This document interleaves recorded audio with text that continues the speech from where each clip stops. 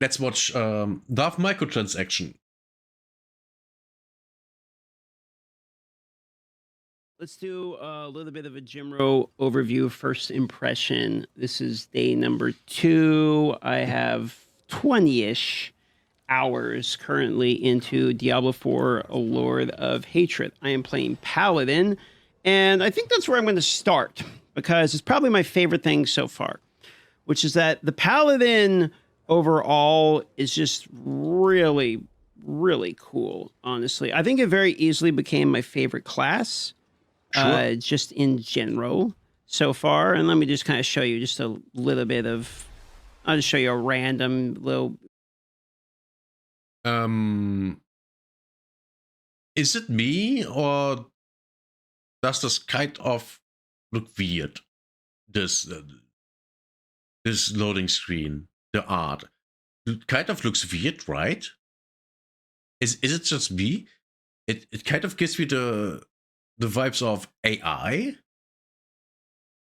or just, I don't know.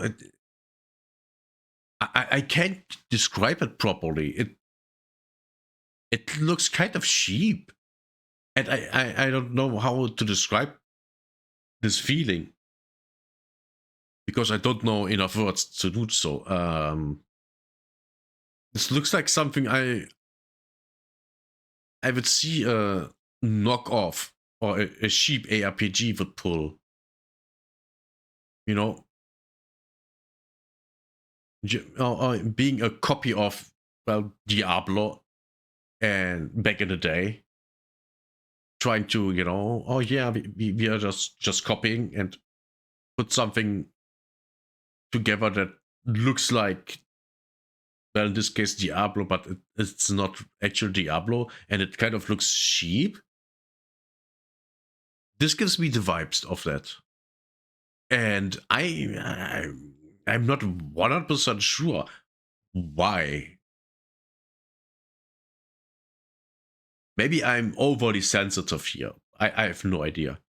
It's the same thing with the standard UI of Retail WoW looking like a cheap version of the original vanilla WoW UI. How WoW clone back in the day would have its UI designed, trying to copy original WoW. Showcase of some of the skills here. I know Paladin's been out. You could get it with the pre-order and all that, and Warlock's the new hotness, but technically Paladin comes with the expansion. You have to buy them in case pay. Why to me, this looks and feels like, I don't know. I'm kind of weirded out here. What's going on? Something's going on here, and I think it's me. To me, this looks like a cheap knockoff version of Diablo. It literally, to me, looks like every other ARPG. Not really having its own style, just copying others. I don't know why. I'm absolutely not sure. One thing definitely is that the textures don't look that great. Half of Exile 2 textures look way better. Well, so he is part of the expansion at this point, even though he's a little bit old news. And I'm playing the Paladin. Warlock just didn't appeal to me for whatever reason. I thought the concept of melee Paladin was a little bit cooler. And I'm kind of playing like a angel version. You got like these wings and it zaps shit, and you got the floating hammer, though I'm not really a hammer build. I'm more like jumping around and hitting with the wing shit, which is just really cool. They 10 out of 10. They nailed the concept of the Paladin. So just right off the bat, I think this is probably straight up my favorite class in the game. So that's what I'm going to say I was the most positive about so far. Now, I've talked about this prior on the live stream a bit, but I did play all the way through the campaign. I listened to the voices. I watched the cutscenes. I didn't skip through anything like that. And I got to say, after going from Vessel of the Hatred to this, it's a little bit of like a whiplash, because Vessel of the Hatred campaign, I'm going to call it what it is, was pretty trash, in my opinion. I didn't think the campaign was very good. Some of you might like it. You're welcome to your own opinion. I personally did not like the Vessel of the Hatred campaign. I thought it was unsatisfactory ending. It felt a little bit like bait, in my opinion. And I didn't like the concept of you paid to, like, you know, chase Mephisto, and then you're going to pay for a second expansion to, like, do Mephisto again. That felt a little... Wait, what? Oh my god. Really? This is I don't even know what to say here. This is horrible. Why do a Diablo players allow Blizzard to do something like that? Oh my god, that's shit. That's just straight up shit. That's bad. Oh my god.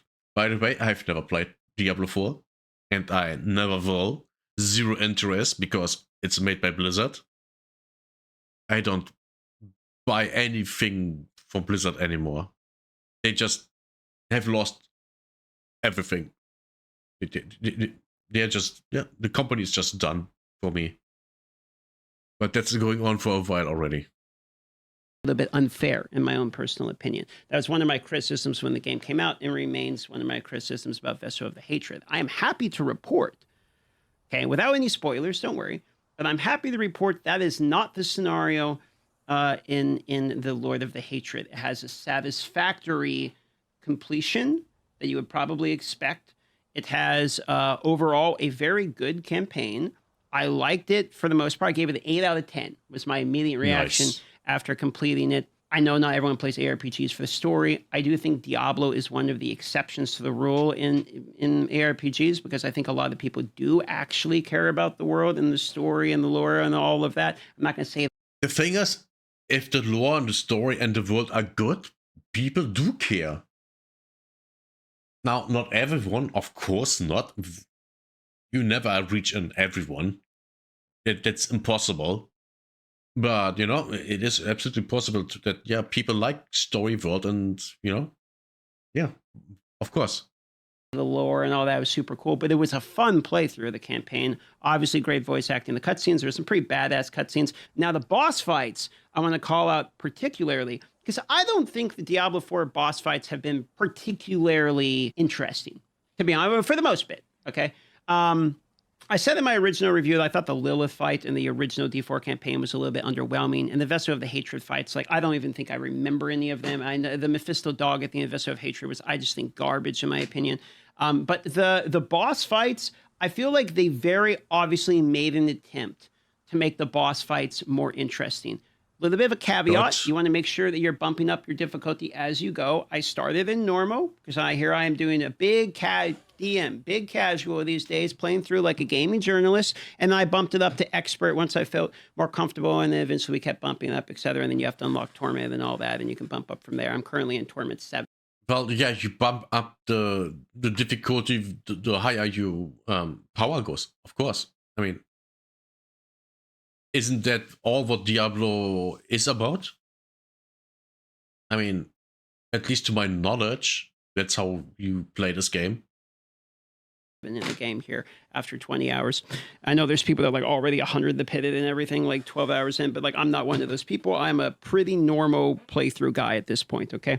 So make sure that when you're going through the boss fights, if you want to feel a bit of pushback in the boss fights, you're bumping up your difficulty as you go, or else they're, you know, they're just going to feel like they don't do any damage. That being said, the boss fights were very impressive. There were a few good ones. I don't want to show spoilers or anything, but there was at least 3 that I can think of off the top of my head that had really cool mechanics that I was actually surprised when I started fighting those bosses. I was like, oh, there's like actually some stuff going on. He's not just, you know, Tomb Lord recolored swinging the thing at you. There's actually some stuff going on there, and they're thematic and, you know, big, you know, style fights. So I was pleasantly surprised. Even some of the more minor, non-major bosses were still pretty cool, honestly. Sure. So, you know, overall, I got to say, I was very impressed and surprised by the bosses. They kind of caught me off guard a little bit. So, a big shout out to that as well. So basically, kind of, maybe they changed their philosophy with how they design boss encounters. Maybe you can finally see things. That's why they changed things in with older boss fights. I've seen Asmongold showing that off in with one boss. I think it was Lilith. There were orbs that track the player. Before they were a darkish red, and it was hard to see because of all the red in the arena and the brown ground. Now they are a glowing blue. Now you can see them. Great. Awesome. Just to cap the campaign, because we got to talk about the rest of it. Overall, campaign was good. Paladin was awesome and felt great. I do want to do a shout out to like progression throughout the campaign. Very obviously, it's not the same like it used to be, where you just get legendaries like up the ass.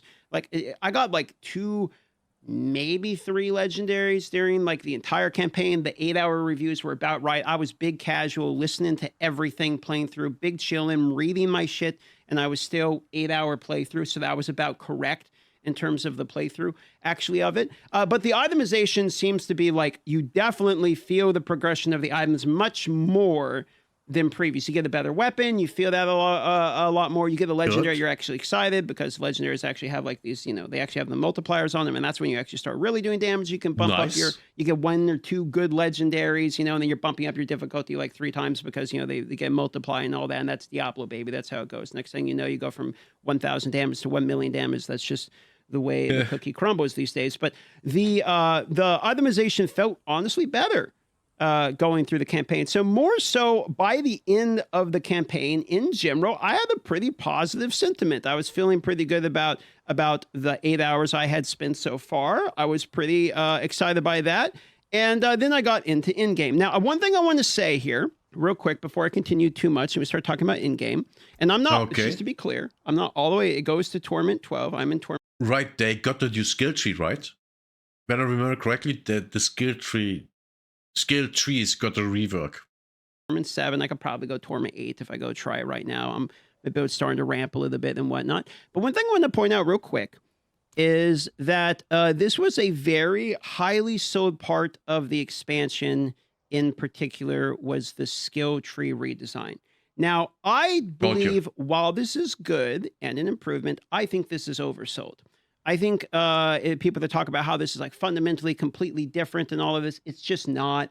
It's the skill tree again. I do think there are some, you know, cool changes, but I mean, it's basically the same thing. Like, so literally just, it's the same thing, but with some changes.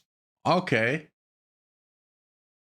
But the skill tree in the beginning was not good, so they made something that was not good into something that's okay, I guess. Doesn't sound great. You know, you have 3 options instead of 2, and then you get like 1 more passive option. And I don't really understand this whole like. Really? That's it? That's nothing. That's nothing. That is literally nothing. Oh boy. Why am I not surprised? It's Blizzard. Like, it used to be just you get 5% passive, and now it's totally different. These aren't really game changing. Like, I mean, you read the ones I did. Holy Bolt now applies Judgment. Cast speed increased by 10%. When hitting an enemy up to 30%, decreases Holy Bolt cooldown by 30%. I mean, you read this one, Brandish now does 2 additional arcs or whatnot. While Healthy Brandish deals damage and travels faster. I mean, they're cool. Don't get me wrong, they're cool. They modify. They're kind of like support gems if you're a PoE person. You know, they do they make it do something different. Or sometimes in the case of like the Holy Bolt, it goes from being holy to a disciplined skill, and that has some concern when it comes to the rest of the build and how that plays out in the build and stuff. So there is some change to be made, but I do think this whole Holy Bolt pieces deals 229,930 damage. And applies vulnerable. Those damage numbers, man. Oh yeah, you know it's Blizzard when all the numbers are big, but it actually doesn't matter. You could have the same gameplay, just with smaller numbers. But number big, number good, right? Skill tree thing, it felt a little bit to me like moving your food around on the plate and then pretending you ate it. I don't think it's bad. I don't think it's good either. Okay, just to be perfectly clear about that. And I do want to do, it would actually be bad of me not to shout out one thing in particular I think was very bad of them to do, which is the original classes that you got when you purchased the game originally. I'm talking Sorceress, Druid, Barbarian, you know, all of those. I bet now something stupid comes up. I bet something stupid comes up. Hold my word to it. Those were redesigned as well. And you can see there's 3 skills here. Now, 2 of these you can use, and the third one is literally on these locked behind buying the new expansion, which seems kind of weird to me. That told you. But of course they would do that so people spend money. Of course that's how they do it. Do you expect anything else from Blizzard than locking content behind the paywall? Because, of course, we need money. By the way, Path of Exile or other ARPGs, they don't do that. They straight away don't do that. Actual live service games, which Diablo 4 is a hybrid of, you know, you pay for it and it's live service. So it has the negatives of live service and the negatives of paying for the stuff. Because we have to keep in mind, back in the day, if you played Diablo 2 and you didn't buy, you know, the add-on, the expansion, of course you didn't have the things from the expansion.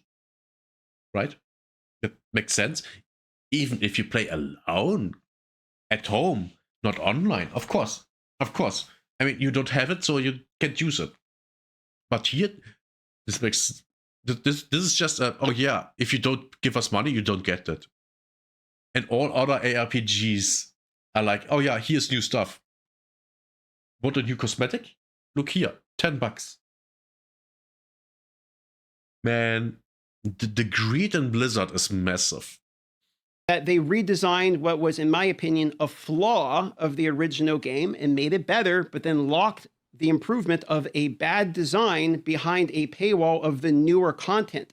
I think that that is unnecessarily greedy, because the purchase of the expansion still unlocks things like the charms, which we'll talk about in a moment. It will still unlock things like the campaign and the new classes, etc. I think that that is 100% obviously something that should be have given for free, because that was a mistake they made on the skill tree, and they owed, maybe owed's too firm of a word, but if they want the game to be perceived as better, that is a fix that should be done of a originally flawed product. That is my personal opinion. Okay, so I think that that is a weird, like every other game, and especially live service game, which Diablo 4 is one, does.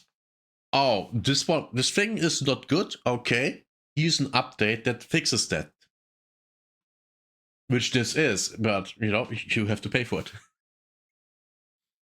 Imagine any other game where, oh yeah, this thing is not very well designed. Oh, here's how you can pay us because for, you know, fixing that stuff. By the way, all the people that actually paid us get the fixed stuff. You have still to suffer with the broken stuff. Yay! Modern technology.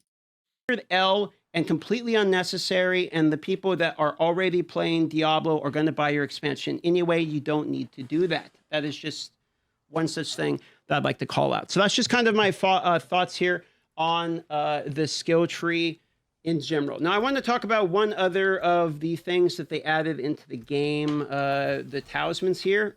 This was way cooler than I thought these were going to be. Honestly, these were way cooler than I thought they were going to be. I thought the charms were going to be some kind of worthless dog shit stat stick, and maybe they are for the first couple of them, but then you kind of start unlocking some ones that are kind of cool, dude. And they Let's read.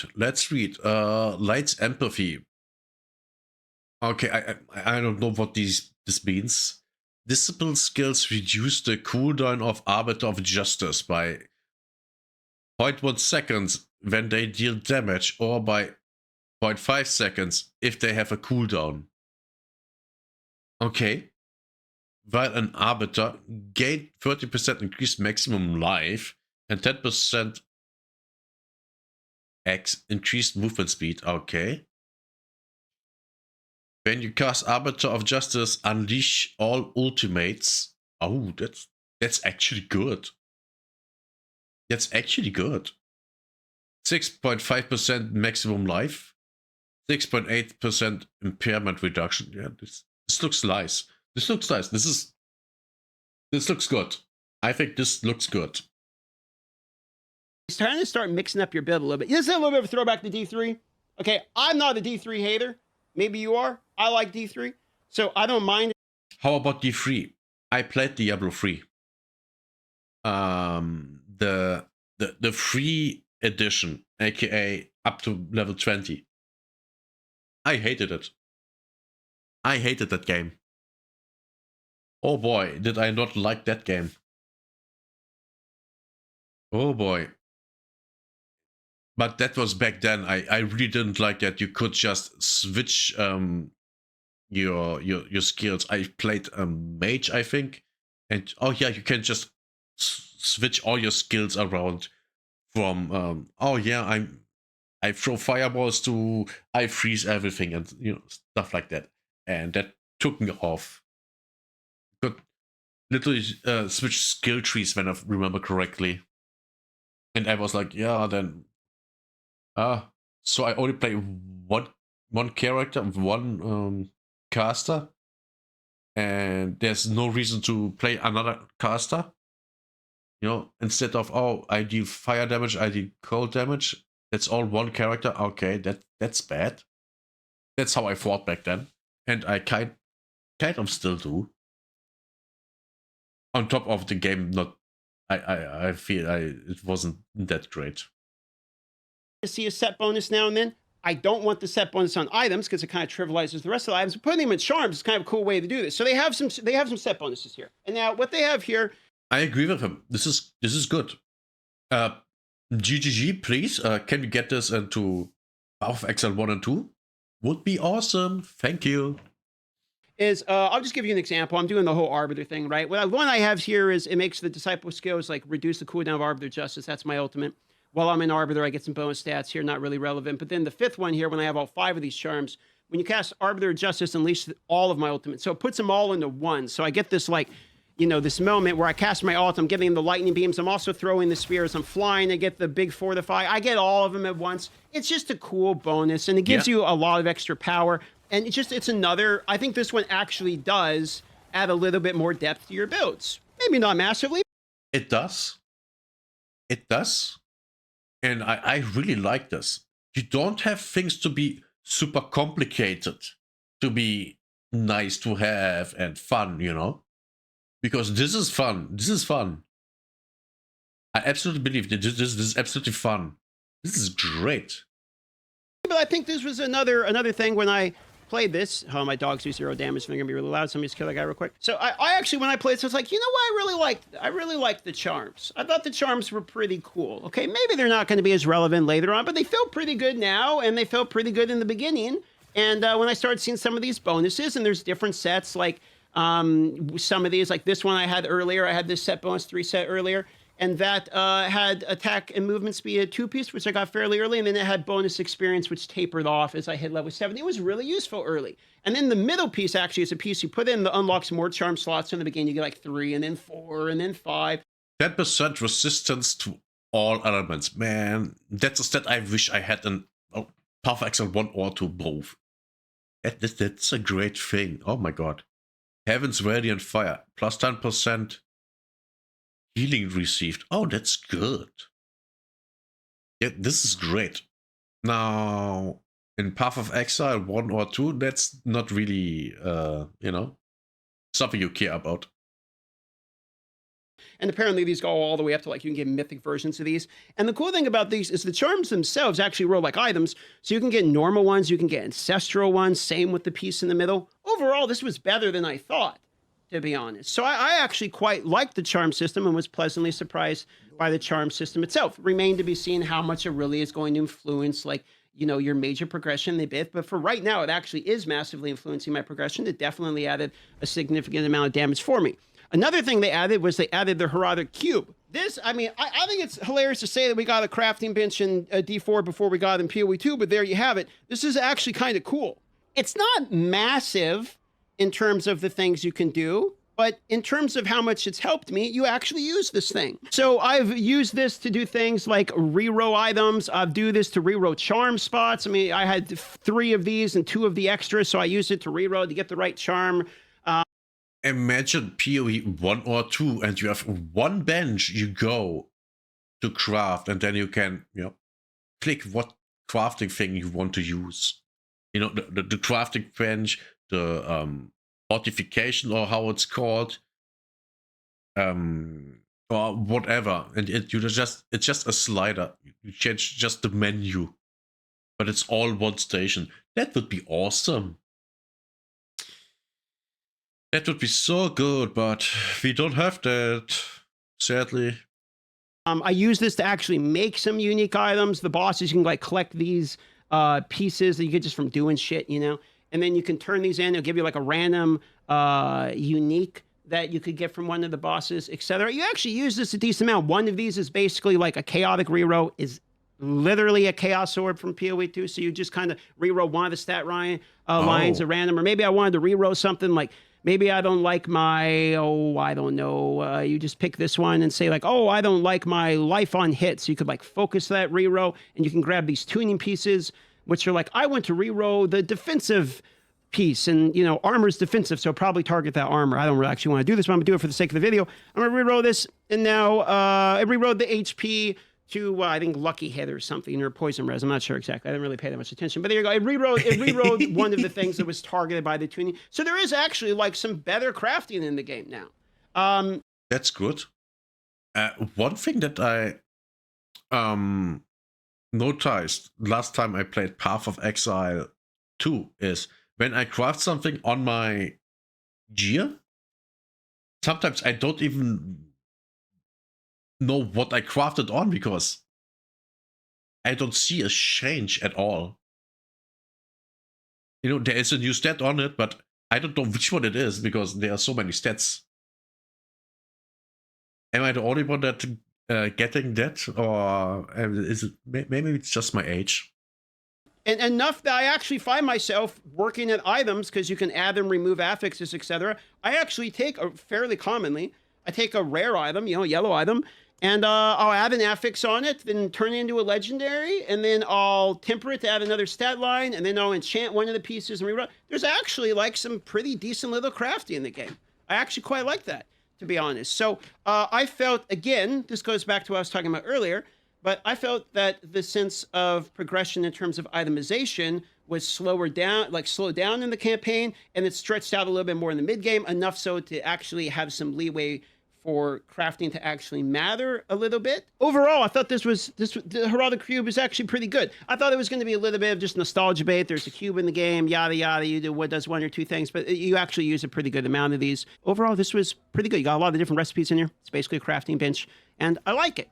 Has a lot of potential for them to sneak more things in there. It's a good skeleton for them as they decide to, reiterate on the Horadric Cube, to add more formulas in there as they feel the need. Or it's a good little thing if maybe they decide that there's a problem in the game. Maybe they can solve it by adding some crafting recipes or something. Through this, it's a good formula for them to work around. And I agree. Yeah. I mean, this is easy. This is easy to use, easy to add new stuff, easy to change stuff. As it sits, I actually quite like this. So I was pleasantly surprised about this as well. You're going to find that I'm positive about a lot of this stuff, because a lot of these things are actually pretty cool. I'm not like, super invested in the game at the moment, and I'm doing a pretty casual playthrough. So when I'm playing this, I'm not sitting there like trying to think like, what is this going to do about the balance of the Giga Endgame or anything. I'm just thinking if it was fun while I was trying it. And it was pretty much fun. Now. And fun is the most important thing about a video game. If you don't have fun playing a video game, stop playing it. Do something else. little bit of criticisms and a little bit of like what you probably want to know, which is the end game. Now, the end game for me, it basically boils down. There was a lot, and I mean a lot of talk about this shit before it came out, which is this war plans thing, right? You seen it talk about a million times in the war plans. I'm the most excited by the war plans. Yeah, I hear them a million times. The war plans. Here it comes. Are the worst part of the game, of the add-on. Maybe? Are basically a Spotify playlist. Let's call it what it is. You go up here, you click on, I'm going to do one of these, one of these, one of these, one of these, one of these. You get a little bit of extra sprinkles on top. You're still doing the same fucking thing. Okay. That being said, while this isn't bad, it's kind of nice to have a direction. I mean, look, I'm going to mention PoE too. Sorry if you hate PoE, if you're one of those people, but I play it a lot. It's relevant to me. One of the problems we have in PoE 2 is you get the end game and there's no direction. You get there and you're like, what do I do? Right? They just kind of say go free and you're very endless. This gives you some direction, though it doesn't meaningfully, in my opinion, it doesn't meaningfully, massively impact your gameplay.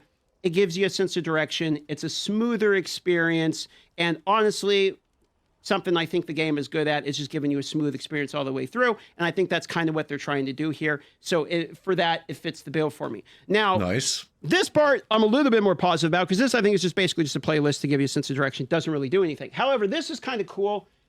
This is like their Atlas tree, their additions here, whatever the hell you want to call them. This is basically their modifiers on the shit that already exists in the game. You can modify the Tree of Whispers to have these other bonuses.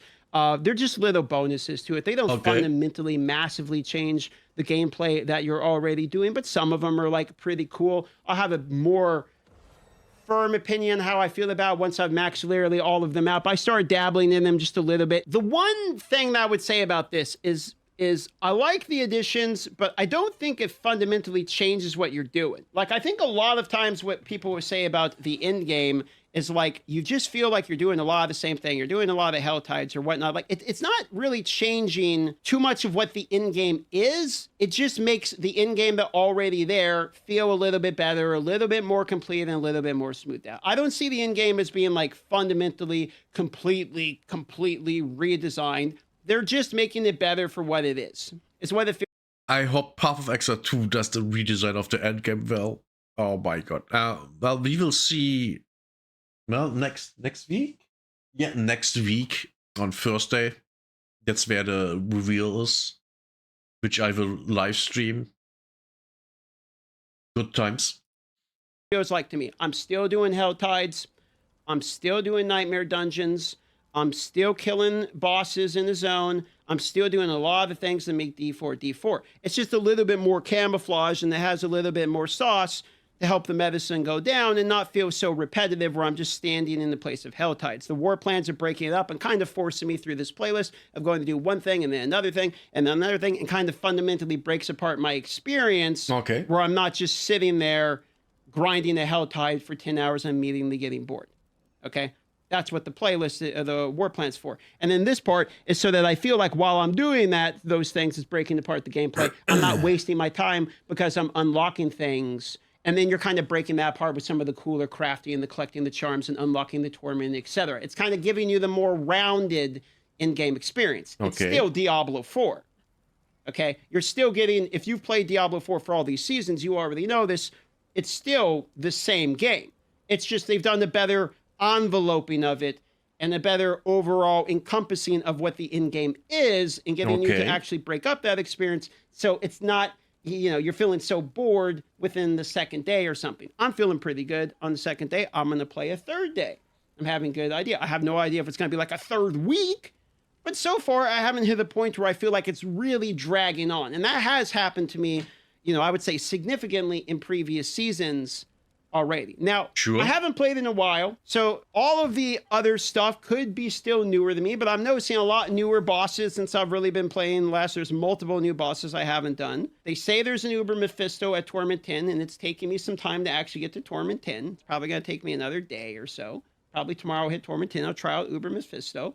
And I think there's probably a good solid 30-ish, 40-ish hours of gameplay in there before you start hitting what I would consider the grindy portion of the end game. To start, you know, really pushing the last tournament tiers and finishing up your pits and stuff like that. That 30 hours or so is pretty solid in this day and age for Diablo 4. That's kind of where I'm at with it. Was my first impressions. I'll give you 30 hours of solid gameplay.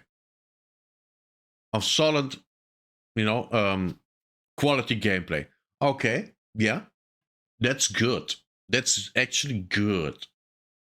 A more full, like, in-game complete review once I've maxed everything out and yada yada, done all the Ubers and everything. But honestly, overall, it's significantly more fun than before. Part of that's because I haven't played in a bit, so I have a bit of a gap, but also part of it is because of what I've iterated here in terms of the campaign was enjoyable, the new additions like the Cube was enjoyable, chasing the charms, etc. is pretty good. The Paladin's actually really good. Easily my favorite class in the game.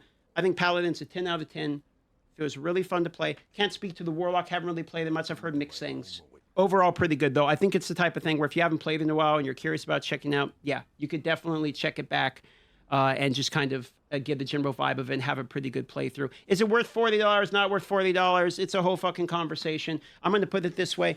If you want to play specifically because you just want to see the campaign story, the campaign is good. I wouldn't spend $40 on just playing the campaign. If you're somebody who's a Diablo 4 fanatic, you're going to be buying the shit anyway, so it doesn't even matter what I say, okay? Yeah. But you're probably going to buy it just to play the new classes. He's right. If you're somebody who hasn't played Vessel of Hatred, you probably haven't played the game, you don't even own Vessel of Hatred, and you probably haven't played the game since the original launch. The game is very different than original launch in this day and age, and if you buy the new expansion, you get the Vessel of Hatred at the same time. If you're somebody... So it's kind of like World of Warcraft. If you're new to the game and you buy the latest expansion, you get all the other stuff too. Yeah, because that's literally just the standard edition now. All the other stuff, the expansions before, that's now just the standard game. Yay. Who buys based upon principles and practices of the company, I'd say don't buy. And the reason I would say that is because in this moment, I don't like that they locked any of the skill tree, which in my opinion is a flawed part of the game, which was deserved of a redesign or rework. This isn't even a huge, massive rework. I don't like that they locked any part of this new design skill tree in previous classes that are in the base game. If you're someone who buys based upon principles and practice, I say no. Okay. You may only select one upgrade. It's also a negative in my eyes. Why? Why limit the player this way? Okay, so it really depends what kind of buyer you are and what you're actually looking for. But that's my take. Overall, so far, in-game's like a 7.5. The campaign's an easy 8, maybe higher. I actually really like the campaign, and the Paladin's a 10 out of 10. Value proposition totally depends upon your finances and how you feel about it. If you're someone buying based upon practice, it's a no. That's my own take, okay? You're welcome to say your opinion in there. This is as honest and as everything in my brain that I can get out in one take. And I hope it mattered at all to you. I don't know about the Warlock, can't speak to it, haven't played it, other than like a little bit of alpha testing way back in the day. That's about it. Love you all. Have a great day. Good video. So the new expansion is good, but Blizzard is doing a Blizzard. Okay, yeah, that's to be expected. Okay, yeah, the usual. And with that, we are at the end of this video. If you liked what you saw, consider subscribing, liking, and let me know in the comments what you think. See you next time. Bye bye.